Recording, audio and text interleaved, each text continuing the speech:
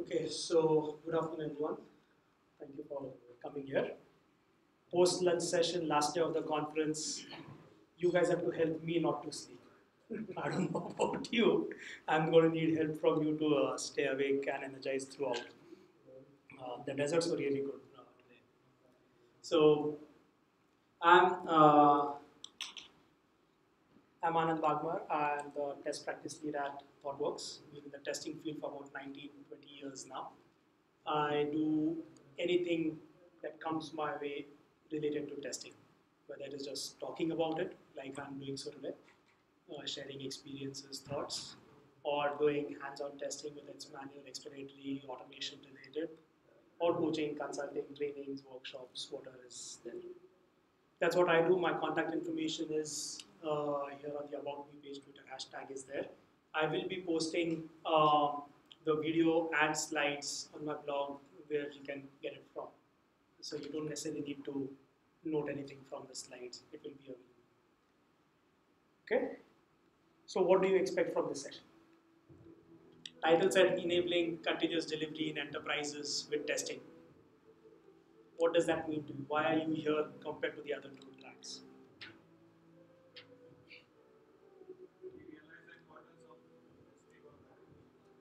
Importance of testing in continuous delivery. Okay.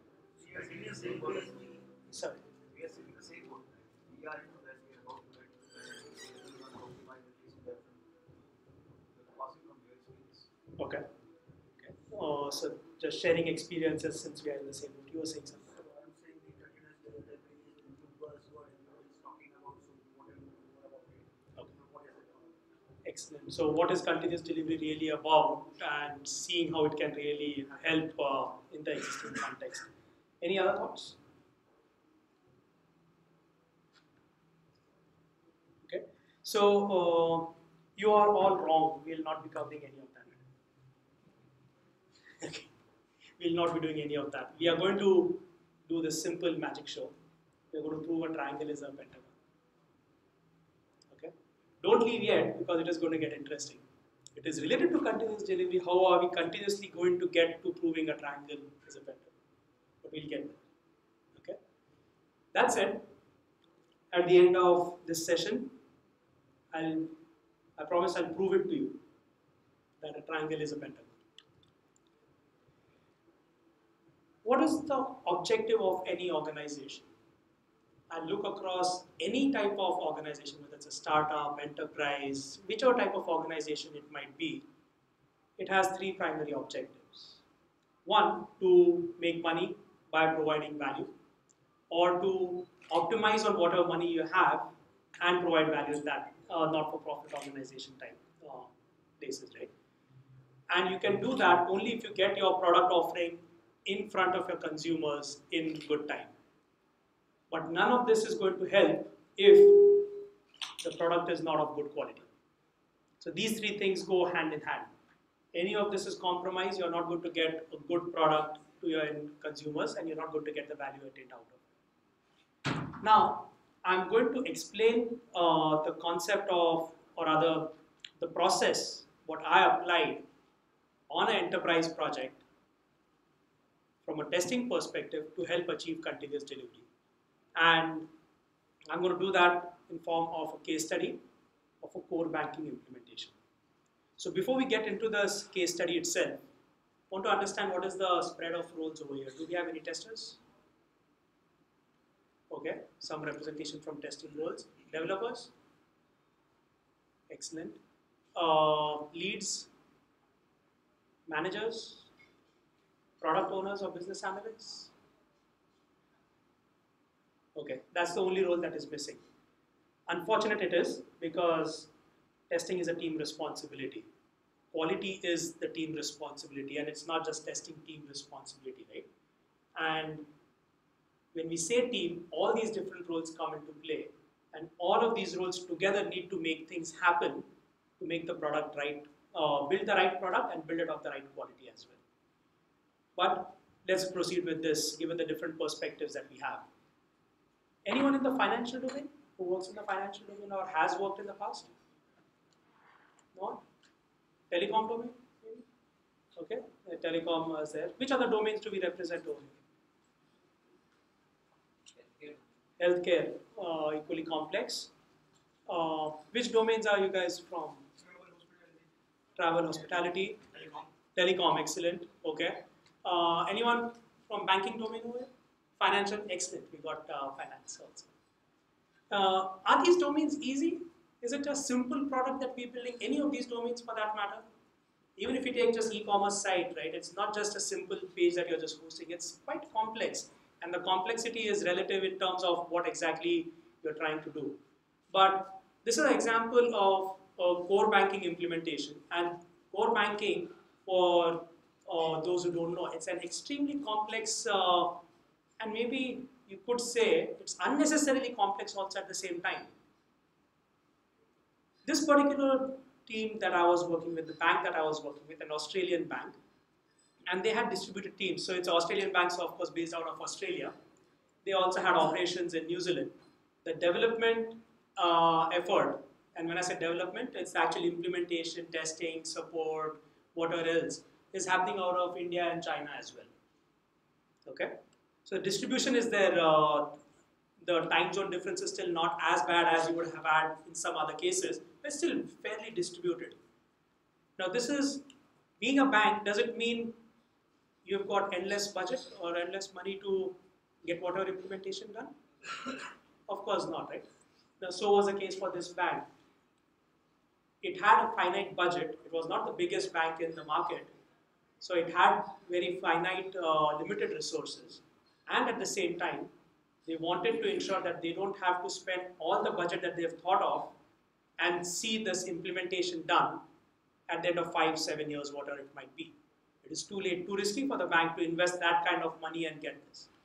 So what they wanted to see is how can they invest in partial amounts in making this core banking implementation happen and start seeing returns of that investment. And that is where continuous delivery comes into picture, right? It's not necessarily from a traditional or the classic definition of continuous delivery where you do one check-in and that check-in has resulted in deployment happening in production. Not necessarily the case. But for a bank, getting to a place of seeing incremental milestones happening to invest, that was very important and a very bold ambition also for that matter. So for those who don't know what a core banking implementation really entails, let's look at this simplistic picture. This is the existing core banking platform that the bank has. The gray portion in the background, that is the legacy system, right? That's the whole scope of core banking, which includes internet banking, customer databases, whatever else is really required as part of it. And there are various different pieces which might be internal to the bank, certain pieces systems you interact with or interface with, which are external to the bank, but is essential from a regulatory perspective, compliance, credit, risk, all those aspects, right? Fraud. So it's a complex system.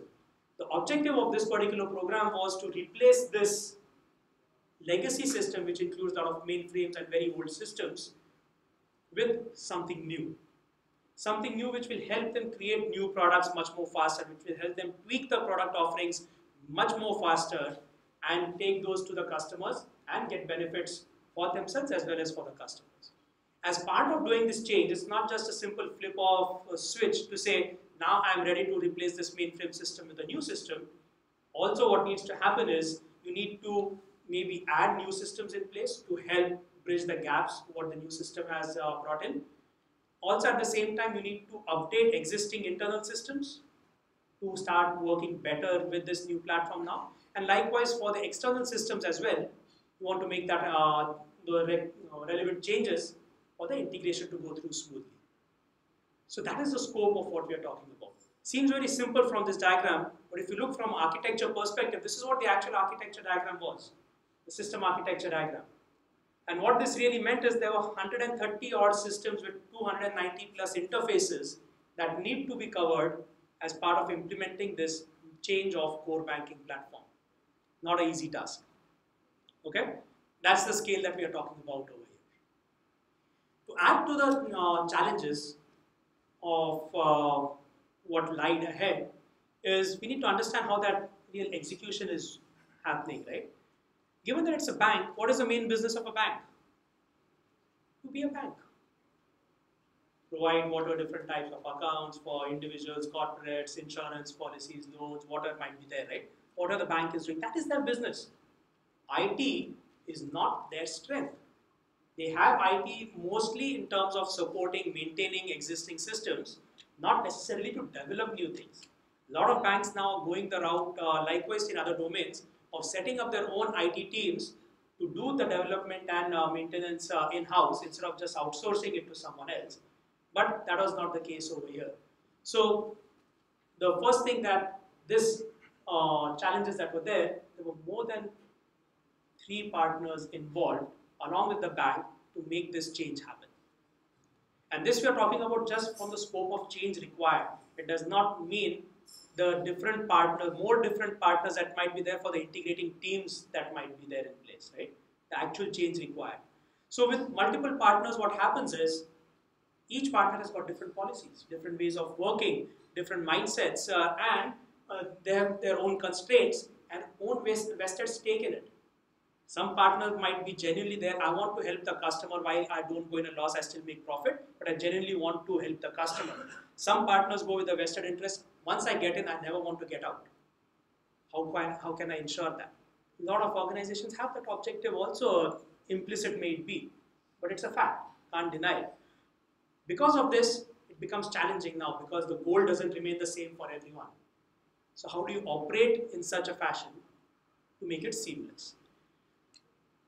The number of stakeholders involved with this kind of program, the number of systems involved, the number of partners involved, and the distribution across it, there's a lot of middle management that comes into picture, and getting them onto the same page and agreeing, getting them to agree on what the objective is, what do we want to deliver, if there's a problem, how do we really resolve it, it becomes a lot of political issues, a lot of ego issues come into picture, and that becomes again a constraint, how do we really execute. The bank wanted to go agile because we wanted to see continuous delivery of sorts, right? But if I ask each one of you to write what agile means to you, I'm pretty sure we'll get as many number of variants of what agile means to us. Because we don't probably understand it at the same level. And likewise, when we talk over here in this program, the number of teams, the number of people, the number of organizations involved and their own ways of agile implementations are completely different. So how do you really follow one process that really works well for the team, which will help them deliver, which will help the bank deliver to what it wants to do? Money, of course, we spoke about it. We want to see that return of investment, and how do we optimize all these different challenges to really save the money or work within the constraints that we have from a monetary perspective. And for whatever reason, trust is always a big issue when it comes to different people that we work with. Plus, in this case, there was actually bad blood between one of the core partners and the bank for historical reasons. So how do you overcome those trust challenges and start saying, now I truly believe what that partner is telling me, and really get going well? These are some of the challenges. The other challenges that exist in such an ecosystem is about the team distribution and integration. How does it really work out? How do we work seamlessly across different time zones, different teams? How do we slice the works in fashions that we reduce the dependencies and get the ball rolling faster? Scope is always a challenge. Now, if I want to deliver at the end of 5 years, I know this is the scope. No one is going to bother me. I've given off this contract or whatever. In 5 years, I'll see what the implementation is. But that's not the case over here. If I want to deliver in incremental chunks, how do you convince the stakeholders, various different stakeholders, to say, this is the order we are going to go in? How do you convince the stakeholders to say, you're going to go in the next release for whatever reasons? Everyone who is saying, I've invested so much, I want to go first of sorts, and I want to get this done. At the same time, how do you manage change requests that really come across? How do you manage defects that come across? That becomes a lot of challenge, especially when different parties are involved. As we said, it's not a flip of a switch that you're going to replace the systems. So what it means is, you're going to take certain set of systems and start replacing them one by one. Since you're replacing certain systems, what it means is, the other systems which have not yet been modified, might end up using the same old systems in some cases and the new systems in some others. Both these systems need to exist together, and data, security, policies, everything needs to be applied in a consistent fashion so that the end user does not really feel any different at all. So coexistence is a big challenge. How do you manage that data separation or ensure there is redundancy in place, proper migrations happening at proper times, various complexities around that. That's another huge challenge in this kind of platform with 130 plus systems. Migration we spoke about. How do we ensure the data is remaining consistent, there's no data loss, there's no duplication, all those aspects around it. And because of multiple partners, so many teams across and so many teams across them, uh, how do you find the root cause and how do you work with that team without finger pointing saying this is your defect, saying this is a problem, how can we fix it sooner? So a lot of these challenges really come into picture, and yet we've not spoken about one of the biggest aspects of why we are doing this. We spoke about the functional aspects, what the core banking should be doing. The non-functionals, especially in a banking environment or financial environment, is extremely crucial. And not surprising, the things that come on top of the mind are, or as requirements, are security, performance, auditability, compliance, accessibility. These are the bare bone non-functional requirements that you need to adhere with depending on which location you are going live. Because each region, each country has got different policies again. You need to ensure those are met correctly. Now these are all the challenges that are there, right? In such a case, how do you ensure the code quality is remaining good? How do you ensure whatever work is happening, assuming the scope has been correctly prioritized and you're working in that fashion, how do you ensure the quality is still remaining well with such fast changing pieces? So if you look at it, the types of teams that really come into picture over here at a high level, one is the core product team, the core banking platform that is going to replace the old legacy system. That product itself is one huge, humongous piece that needs to be validated well, developed and validated well. Now, what happens is the core team, core product team, they implement the code, they put it in their version control system. Because of this partnership that is there to implement this in the bank, this code is also pushed out into the bank's version control system where code is compiled and tests are run, builds happen over there. Now once a core product is available in the bank's version control system, now comes the customization teams. The customization teams are going to take the core product and start configuring it, customizing it based on what the bank requirements are. The simplest of that customization might be white labeling, for example, right? There could be workflow changes, what else is required, or setting up the entities, what the bank is going to offer to the customers. That is all customizations, right? So how setting that up. And that will also go to the version control system as changes start happening. Then there are integration and configuration teams.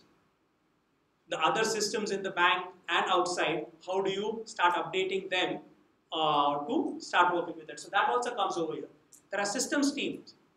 I know I want to print out a checkbook for this new customer. Can I really print it out using this new platform? You need to do that kind of system testing as well. If it's ATM machine related, I want to test it from ATM machine. So it's that system integration also that comes into picture over there. And of course, there are various different types of NFR teams. This is a very simplistic view, and to make it even more simple, going forward, we are going to disregard these two aspects, system teams and NFR teams, from our discussion. We'll focus on how do we achieve continuous delivery, what approach we need from these three team perspective. So given this complexity, do you think it is complex enough? Yeah? Can we relate to this complexity even in your respective domains that you're working with? Something that you have gone through yourself? Yeah? So in such situations, how do you really get early feedback? And why do you need early feedback? Early feedback is required especially when things are not working as they are supposed to be, as what it was validated at one point in time, but it's not working correctly anymore. How do we really do that? So the objective remains the same even for this complex environment. And now let's focus on certain principles and practices that will help us achieve this. Okay? So the main practice that helps achieve get early feedback is test automation. What is test automation? For those who were there in my session yesterday, it's a safety net. You need to have the right types of test intent identified, and you need to automate that intent in order to run those scripts every time and get feedback whenever you run those. Okay? Why do we do this? To get quick feedback. How do we get feedback from our test automation? We have to look at the concept of a test automation pyramid. Now, when we say test automation pyramid, what's the first thing that comes to mind? Or rather, when we say test automation, what's the first thing that comes to mind? Typically, it's a UI test, functional test, what the user sees, what anyone would see, how they would be interacting with the product, right? However, that is not all what test automation is. In fact, that is just the tip of the pyramid, what test automation really means. This concept of test automation pyramid was introduced by Mike Cohn in his book Succeeding with Agile, and a lot has been written about it. Very quickly, I'll just explain what it means because it's really going to be the basis of the next set that is required. Pyramid by definition is a pyramid, equilateral triangle. It is wide at the base and it's narrow at the top. What we need to do in this pyramid is, given the context of the product under test, identify the different types of tests which are applicable, which can be done on that. And it's not that it will be possible easily. You have to spend some effort in making those types of tests feasible, but you have to identify it nonetheless. So for example, you might have unit tests, integration tests, JavaScript tests, view tests, web service tests, and UI tests. These are different types of tests that you can identify and automate. On top of this, there is definitely a need of manual / exploratory testing. I say manual with a very big fear in my mind, because manual testing is typically monkey testing. Why I call it monkey testing? No disrespect to those who do it, but why I call it monkey testing, or why it is called monkey testing? You have identified what you want to test as soon as you read the document or what the requirement is. And it might be written down in mind, on paper, or in some tool, test case management tool. Once you have identified those, with your eyes shut, metaphorically, you just have to repeat those steps when the implementation is done. Though that type of testing is important, it adds value, there is a limitation of how much value it adds and how much repetition can be done with it. What is, however, more important is using that testing mindset, the quality mindset of different roles that come into picture, thinking about how that requirement is really going to affect the big picture, and explore the system based on those aspects to ensure everything is working fine. That is in simplistic way what exploratory testing is. And that is very, very important to really complete the picture. Especially what has not been automated needs to be covered from that aspect. And what is the quality of the product? It's all these activities combined will tell you what the quality of your product is. Okay? Now, why is this important? Up to the view test side of things, these are technology facing tests. Something in the UI change, I want to change my label text, I want to change a text box to a radio button or whatever it might be, which might have further downstream dependencies in terms of implementation. All those implementation validations will be done by these technology facing tests. Is that happening correctly? However, when you look at web service tests, UI tests, and also for that matter manual exploratory tests, these are business side tests, business facing tests.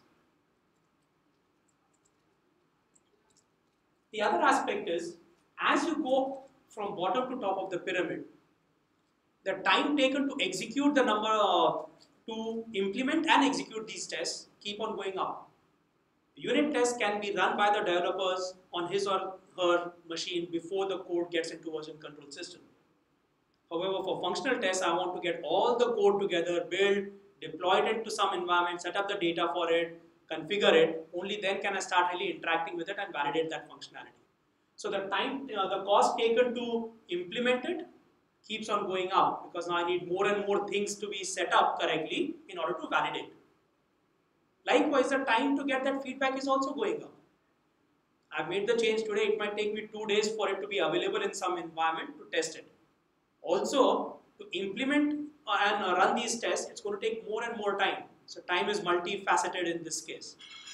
The thing which is not very evident from the pyramid is this inverted triangle at the background, which is the impact of each test on the product under test.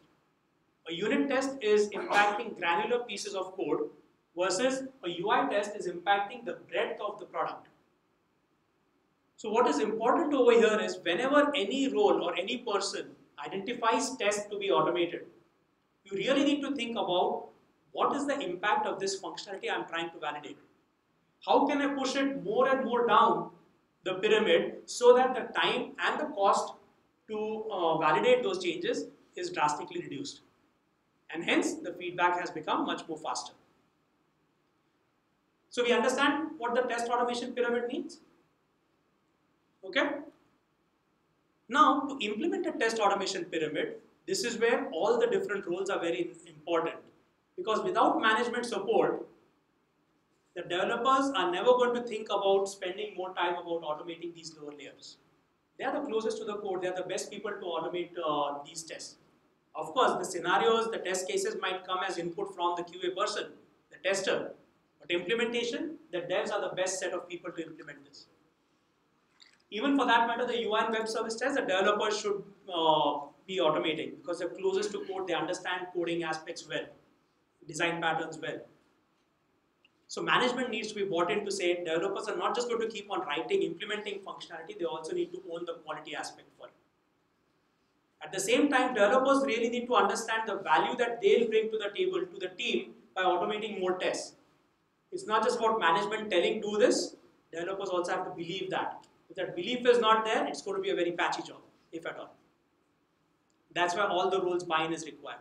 Product owner is equally important over here. Business analysts are equally important over here to say that yes, we emphasize on the quality of the product, and to make it a good quality product, what are the different things we need to do in terms of requirements, how are they going to come in, how are we slicing the requirements, all those aspects around it. So that's why all roles are very important to say this is what we believe the quality of our product should be and how are we going to implement it.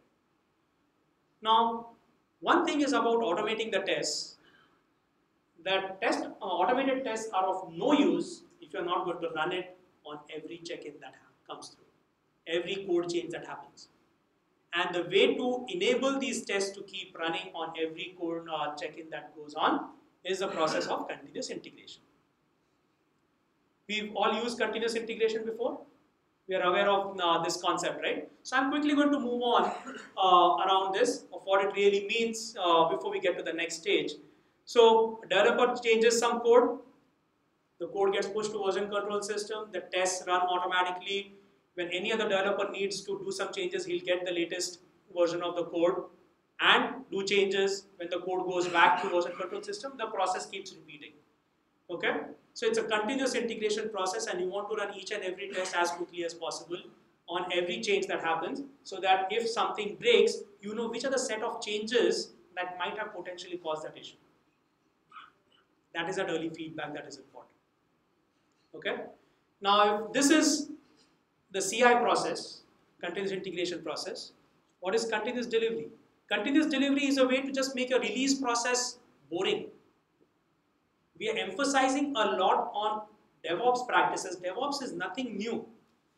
We've been doing it for a long time. It's a new buzzword like continuous delivery really is. It's just a thought process of how quickly can we get these changes into the next stage of environment as quickly as possible in an as automated way as possible. And if you really take it to the extreme, what we really talk about is you get a requirement, you design it, you deliver it, you get feedback, and that process continues again and again. That is what continuous delivery is. So given that we understand the test automation pyramid, we understand CI and CD. Coming back to a case study, how do we really get to continuous delivery in such a situation, in such a complex environment? And this is the approach that we started implementing on this bank 3 years ago. The first release milestone was 1.5 years. The next one was supposed to be a year after that. Last month itself, the bank made 3 releases in a month with incremental functionality. It took a long time. The first build that used to go on was for 18 hours. We've come a long way from that to say now we can do 3 deployments to production in a month. So it is possible, but it takes a lot of effort. So what did we do to really get us to that stage? Let's simplify the pyramid a little bit. in this context. So we've got, let's say we've got unit tests, integration tests, web service tests, functional UI tests, and we also have got manual exploratory tests. Our objective is to change this legacy system into a new state-of-the-art core banking platform.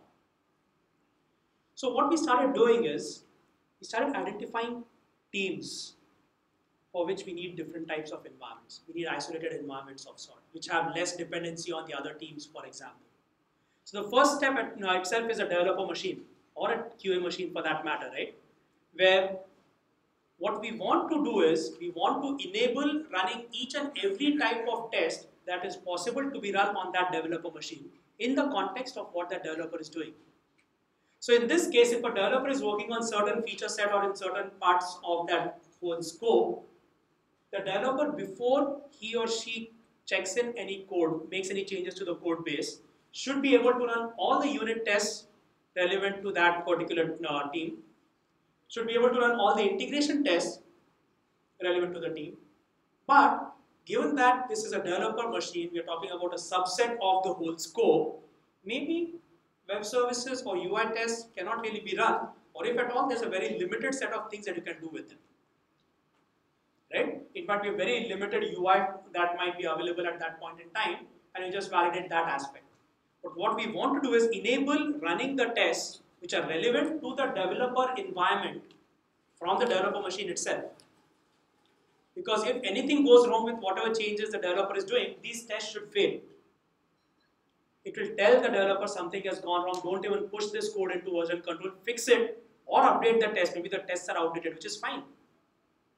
Fix those problems and only then put the code in version control so that others are not going to get affected by it. What that means is now I get to a stubbed environment where my team's work is only what is available in that environment. Everything else has been stubbed or mocked. These are developer concepts. If we don't know, we can talk separately about it. Okay? But all it means is I'm going to simulate the request going out without really going out to any other team or any other system in that ecosystem. This is a self-contained environment. And now in this case, I'm going to run the same set of tests, but now I'm running few more web service tests over here. My UI still, I'm not able to run everything because it's not a full system, right? Then I get to a point of maybe a semi-integrated environment where if each of these tables is an independent team and the other tracks are different teams that are working together to form this big program. Now, in this semi-integrated, I have integrated with all these teams, but the others are still stuck out. So now I am going to run all the tests possible from the scope of what implementation is available in this semi-integrated environment. And we see over here, we've now started reducing the number of unit tests that need to be run because unit test is not really going to change, or the functionality will not change just by progressing in the environments. Because now we are adding more functionality in the environment, the breadth of the product is increasing slowly. Right? So maybe there is not enough value in running all the unit tests at all over there, or maybe no unit tests are required to be run over here. Instead, now we start doing more of UI tests because now more functionality is available. Then we get to the grand stage of, now it's a fully integrated environment. All the teams are integrated, the walls are removed. Everyone can talk to whoever is required as per the architecture or what the system is supposed to do. And at that point, I probably don't need my integration test, but now I need to start relying more on my web service and my functional test because that's what the breadth of the coverage is going to be. And remember, this is a very simplistic view I'm talking about, right? There are many more types of tests required to really make this work. I'm explaining in a very simplistic view. And then last but not the least, when we get to your pre-prod or a user acceptance test environment, you are going to repeat the same because now probably over here you've also integrated with your external to the bank systems. And now you can actually validate end-to-end functionality. Okay? So what does this mean?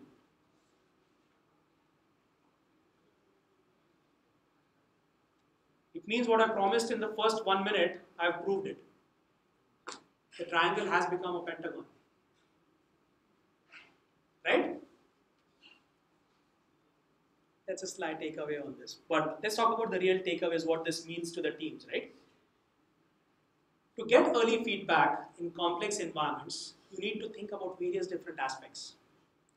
Those aspects are how are the teams really structured? What are we really trying to achieve as distributed teams working as one team on different areas of the scope, right? We need to think about what are the right processes to put in place.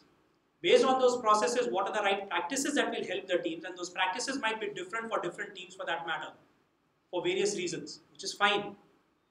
But based on the processes and practices you set up your tooling accordingly.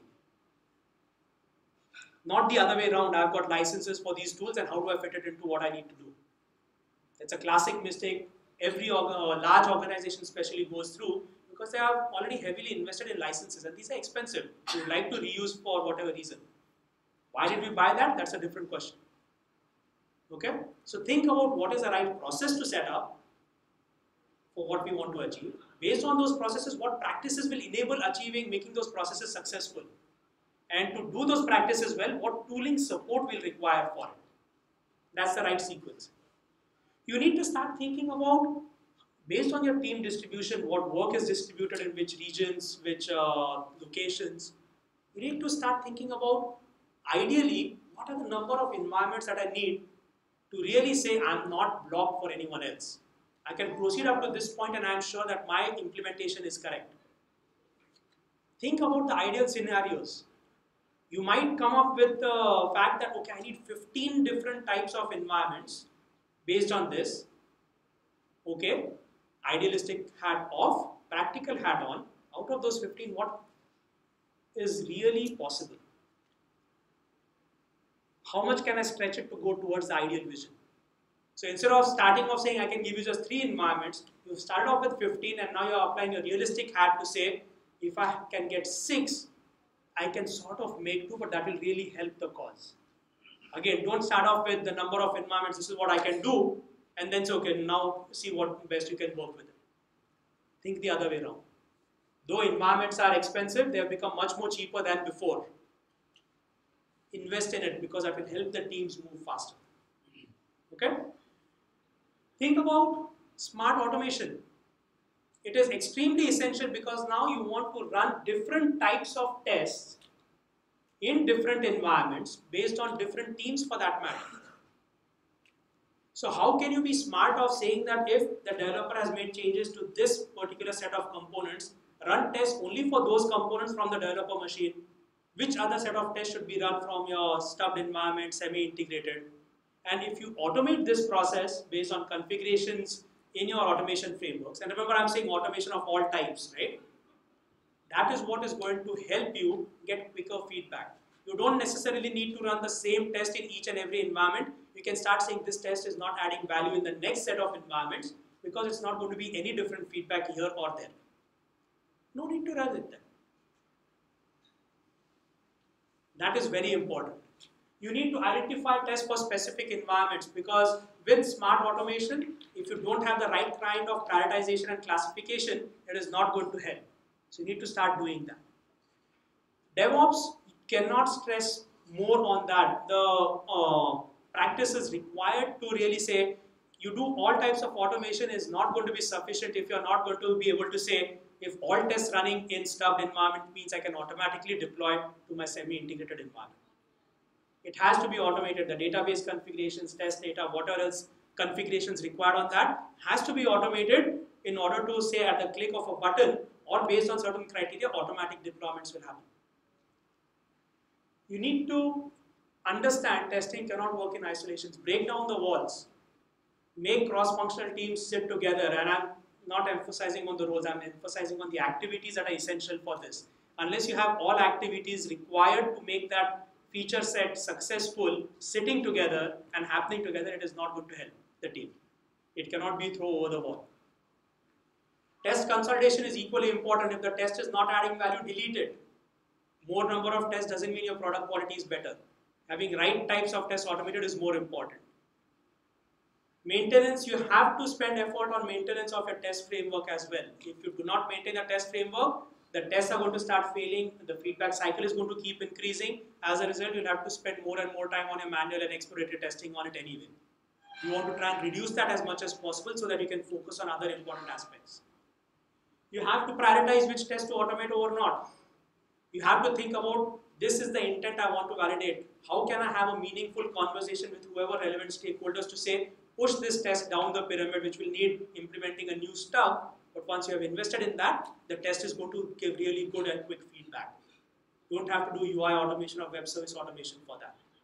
Okay? A common repository is a no-brainer. Product code and test code has to be in the same repository, which means what? The tooling has to be again consistent around that. The common repository is essential because developers should be taking more ownership of your test code also, if not complete responsibility.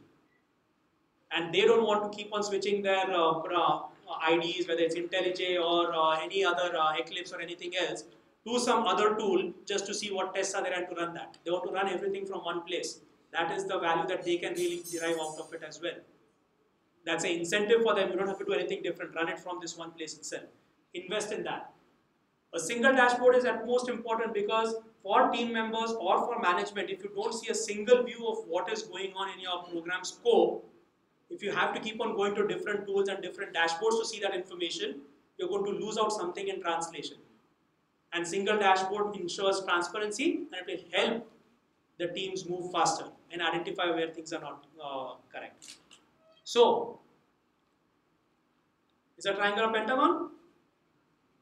Yes? No? Who says yes? Who doesn't say yes? Has transformed. Okay. So I myself am going to say a triangle is not a pentagon. Why? Because a triangle is really a polygon of n dimensions. I don't know what types of environments are really required to make my testing effective, to get that feedback quickly. Remember that whatever the polygon you come up with, which has in the center, in that representation, the manual and exploratory testing required in each of those environments, which might be again complementing each other, right? That whole polygon test automation polygon is the representation of quality for your product, for a complex program of work. Okay, it's not just one team is that doing well or not. It might be a good starting point, but that's not what the quality of a product really is. Okay, so the final takeaway from this is invest on environments, invest on automation and its right practices, because with that you'll be able to get quick feedback. You'll know what you're doing is right or wrong. It will tell you where you need to focus on more or less, and that complementing effort with a single dashboard will tell you what the quality of your product is. Okay.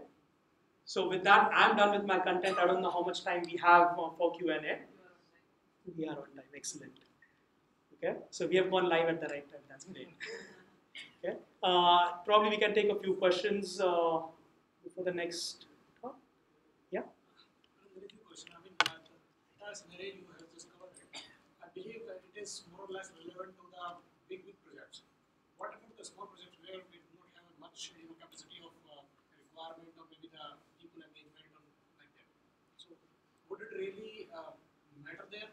So this is the reason I speak about enterprises, because the complexity is much more in enterprises, right? In smaller teams also, greenfield projects, small projects. So one product team over here taking something live. Conf engine, classic example what Naresh spoke about, right? Team of 5-6 developers. So one table essentially is a team building a platform. Invest on what is right for your team to get the quick feedback. The Conf engine again is a bad example in this particular context because they've been successful without investing on automation or different environments, but not necessarily the case for your team, for example, right?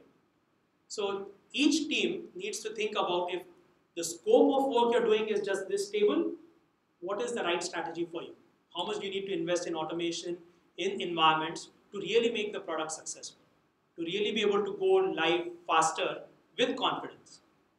If the team grows, it's more complex now. We need to manage it even better. If it's even wider, we need to manage it even more. Okay? So the approach is the same. For one team, it's just one pyramid. That might suffice. Okay?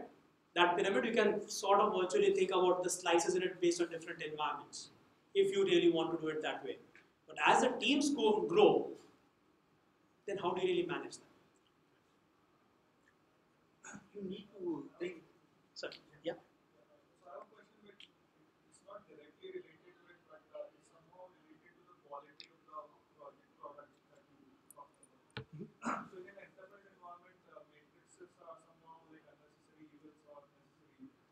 Metrics.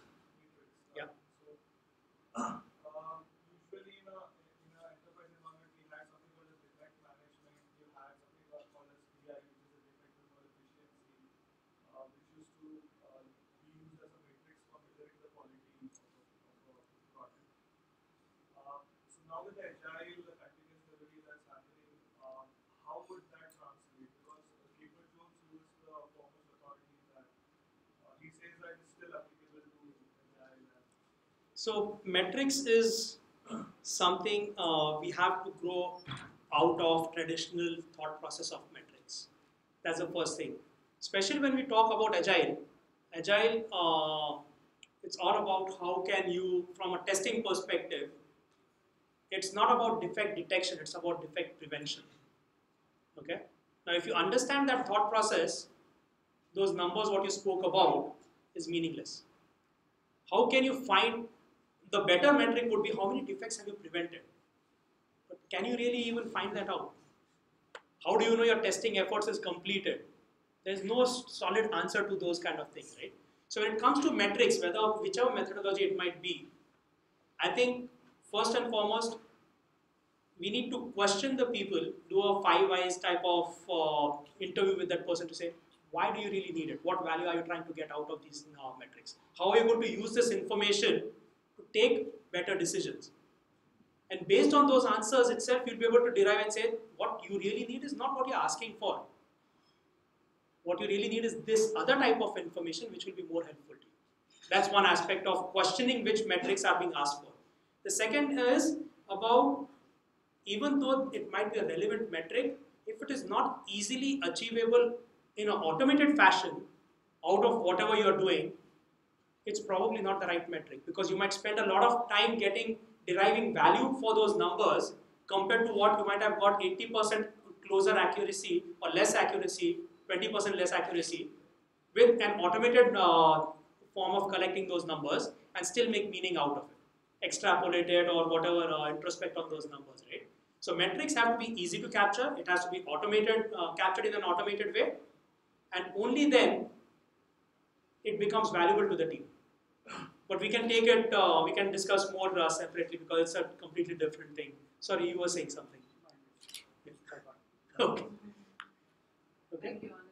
Thank you. So, thank you everyone. As I said, the video and slides for this will be available, and you can just see it from my